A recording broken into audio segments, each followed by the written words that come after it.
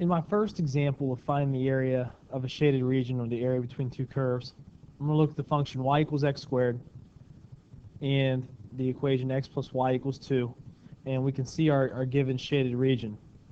So the first thing I'm going to do is I'm going to assess whether I want to use or take a vertical slice or a horizontal slice for my fundamental rectangle. And really, in this instance, we could do both.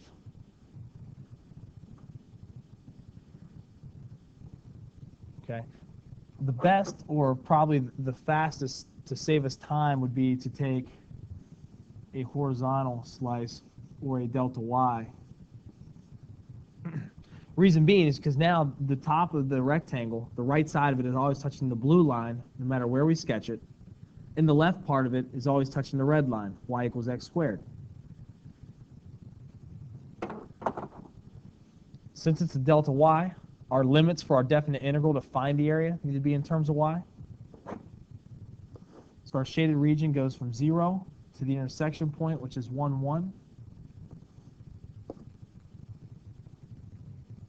Length of the rectangle is from the blue line to the red, so the blue equation is x plus y equals 2. If we solve it for x, it's going to be 2 minus y. Minus the right side, y equals x squared, or x equals the square root of y. We do have to think about plus or minus, however, this is the positive part. Next, we can integrate and solve. Integration here, there's no like terms to combine, so we have 2y minus 1/2 y squared minus y to the 3/2, 2/3. Again, we're going from 0 to 1. Substitute in.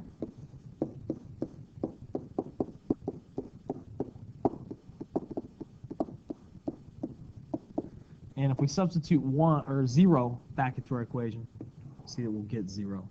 So we only need to work with the left side. So we have 2 minus 1/2 minus 2/3.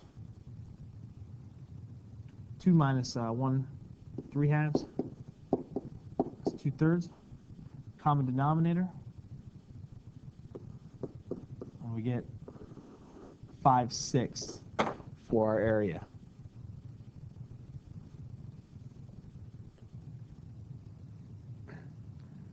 Okay, next, suppose we didn't do a horizontal rectangle and we did a vertical.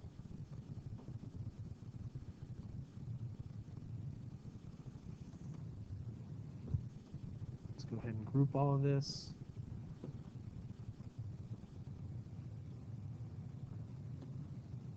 Put it off to the side, and let's at least set up our equation for finding it using a vertical fundamental rectangle.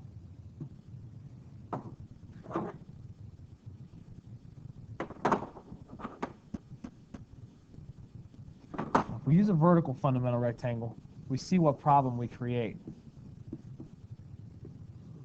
I should be able to sketch the fundamental rectangle anywhere within the shaded region, and the top of the rectangle should touch one curve, the bottom should touch another curve, no matter where I sketch it. And in this instance, we can see with the two that I have sketched, the top of the first rectangle is touching the red function y equals x squared, and the second is touching x plus y equals 2. We still can't evaluate this area using a vertical. We just have to split it up at their intersection point and where the rectangles would change. So in our first integral, we go from 0 to 1.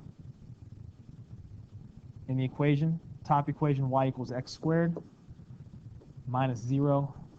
Do understand we do not need that plus 0.